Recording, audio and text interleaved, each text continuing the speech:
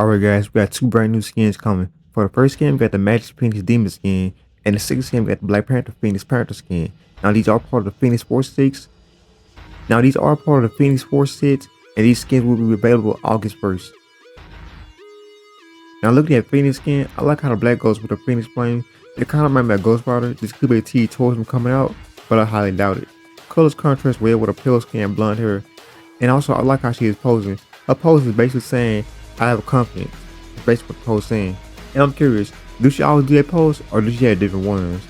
Now for Black Panther, I like how his armor blend with kind of design with the Flaming Phoenix aesthetics, especially the flaming crown and gold plating.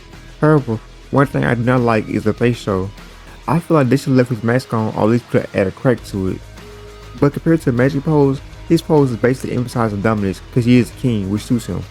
And also for the Phoenix Demon skin, it will cost 1,600 units. It will be an epic skin. It will come with an MVP animation, emote, nameplate, spray. Now for Black Panther skin, it will cost 1,400 units. It will be an epic skin. It will come with emotes, nameplate, and a spray. Alright guys, we might have a new problem. A new hero is unstoppable in lower ranks, but useless in higher ranks. And you guessed it, their hero is Ultron. Alright guys, based on this data, you can see in bronze, Ultron win rate was 53.32%.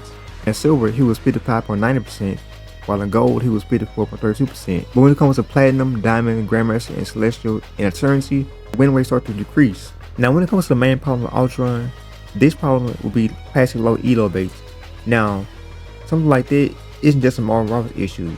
It's something you see in almost every hero-based or competitive game. A character that feels unstoppable in lower ranks but collapses the moment skill, coordination, and meta knowledge kick in. Ultron is dominating bronze not because he's truly broken, but because most bronze/silver players don't punish overextension. And another reason was because few teams coordinate to shut him down before his ultimate. Third reason I say is he forms uncoordinated lobbies with ease, but the moment you're in diamond or higher, everything changes. Players start pulling for the sports, also gets interrupted, his static and predictable playstyle get exposed. Now, Ultron win rate decline is brutal. It's fact he went from 53.32% all the way down to Celestial at a win rate of 45.28%, which is based on bottom tier. Now that's a mess to follow. The sharp decline also implies he's too dependent on team comps, and he's easy to cancel when players run spacing, positioning, and interrupts. Now in my opinion, I suggest they give Ultron and Rebirth instead of a buff. Cause think about it, buff him only make bronze and silver more frustrating. So the right solution is to give him a Rebirth. And for the Rebirth, I say give him more utility or survivability without inflating damage. Another thing they could do is make his abilities more rewarding for high skill players. And for the last thing I say they should do is possibly rebalance his ultimate so it's less win more and more team reliance. But overall, Ultron designs feel like a trap for new players, easy power spike but not sustainable. That's fine if that's intentional, like a teaching tool. But if he's supposed to be a meta pick, his kit needs serious adjustment. Starting August 6th, you can get a new Star-Lord Ignite skin by watching 4 hours of a Twitch stream. August 6th to September 2nd, you can get the Midnight Season Ignition Spray if you watch 1 hour of a Twitch stream. If you watch 1.5 hours, you get the Ignite Guangzhou nameplates. Then for August 9th to September 5th, you get the Ignite Guangzhou Spray if you watch 1 hour. Then if you watch 1.5 hours, you get the Ignite Star-Lord nameplates. Then for August 10th to September 6th, you get the Champion Celebration emote if you watch 2 hours of a Twitch stream. While if you watch 4 hours of Twitch stream, you get the Ignite Star-Lord costume. Alright guys, for our next topic, Marvel Rivals might have some competition. Here it says Warner Bros. Is working on a little DC live service game, but it could be a Marvel Rivals clone. A job listed for a new executive producer reveals that Warner Bros. Montreal is still focused on creating a live service title under its parent company umbrella, despite the failure of the studio's last attempt. It also says Warner Bros. Is hiring an executive producer that will oversee the production lifecycle of the project. It also states that the job listing explains that the producer will oversee post-launch content and live service strategy, ensuring ongoing player engagement to keep the game going for years.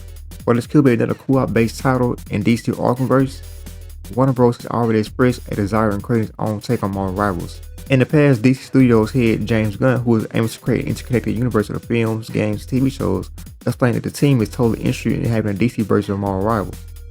Now the fan interest in DC Clone of Rivals has been quite high, with fans modding characters such as Batman, Wonder Woman, and more into the game. On launch, Rivals was so popular that it cracked 40 million players in less than a week, and has since done wonders for the Marvel brand. In fact, the game was so popular that Marvel Studios boss Kevin Feige claimed that it finally got its own science to the superhero universe. Now on paper it makes sense. Marvel Rivals has proven that hero shooter format can't succeed when characters are iconic, visuals are polished, and the game feels fun, even if it has balance issues. Now, DC has a massive roster of iconic heroes and villains like Batman, Flash, Joker, Wonder Woman, Superman, etc., who are tailor-made for a competitive team-based game, so the idea makes total sense, especially if they learn from Suicide Squad failures. But you also gotta realize, Warner Bros. Track record is terrible. Let's be honest, Suicide Squad was a disaster. It's a live service grind, bad mission design, and delayed for years. And Gotham Knights was underperformed with clunky gameplay and Life is Co-op. Now they want to make another live service game from the same studio that already disappointed fans twice. That's risky unless there's a serious shakeup in leadership, design philosophy, and polish. Now, if DC decides to go full Marvel Rivals clone, that's dangerous. Players will immediately compare the visual style, hero abilities, the game feel, monetization, and especially balance. Think about it. Players already do that right now with Marvel Rivals and Overwatch. They say Rivals is a copy of Overwatch. But if DC was to do this, it would feel like a reskin with DC skin slapped on, and it would flop. If it innovates, say with destructive environments, more vertically, or unique synergy, or tie-ins with DC movies, it could stand out. But to ask how to do that, I do not know. Now, the fact that James Gunn is interested in integrating it into the DC universe gives the project potential. A shared universe across movies, shows, and games, that's powerful synergy if done right. Imagine unlocking a skin or mission that connects to the upcoming Superman movie or the Batman Brave and Bold. Overall, if Warner Bros. Take its time to learn from all rivals and treat DC's IP with the respect it deserves, it could be a real competitor. But if it's just a crash grab, another sloppy, slow live action shooter, players will bounce fast. We are excited with the Suicide Squad. Alright guys, we got some more patches coming July 31st. Here it says, for the fixes, they fixed the issue where under certain conditions, accessory points gained in competitive matches were displayed incorrectly on the results screen. For the second issue they fixed, it says they fixed the bug where just cursed sensitivity with the controller could cause individual hero keybinds to stop working. And for the last issue they fixed, it says they addressed an exploit where costume exclusive emotes can be used on other costumes by binding them to a key. Now for the heroes, it says Healer's Delicious Hiccups. It says they fixed a bug where Healer awesome ability can filter out and end immediately if unleashed while being launched up in a poor network condition. And for the second hero, it says Hulk Leaping Laments.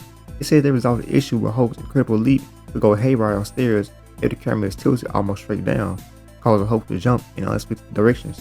And for the console issue, it says they fixed the issue on PlayStation where in rare situations players get stuck and be unable to exit the highlight screen after watching their replay. Now in my opinion, this isn't a huge update, this is just a clean, no-nonsense maintenance patch. It shows devs are paying attention to both players and game integrity, even in small areas. But I'm guessing the reason why it's no big update is because Season 3.5 comes around the corner. So when Season 3.5 comes, that's when I'm assuming we're going to see the big updates coming. Also guys, in the comments below, let me know, do you think DC should make a live service game, or should they cancel it and leave it alone?